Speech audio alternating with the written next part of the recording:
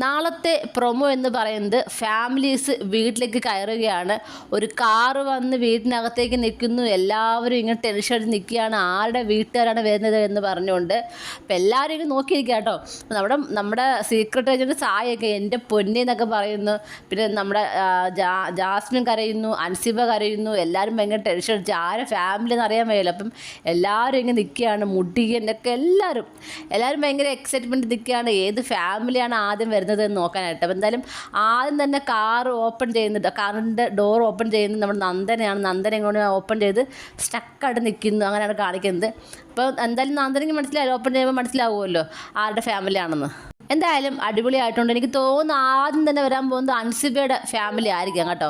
അൻസിബയുടെയും ഋഷിയുടെയും ഫാമിലിയാണ് നാളെ കയറാൻ പോകുന്നത്. അതായത് ഇന്ന് കയറി എന്നറിയുന്നത്. അപ്പം അൻസിബയുടെയും ഋഷിയുടെയും ഫാമിലി ആണെന്ന് പറയുന്നു ആദ്യം തന്നെ.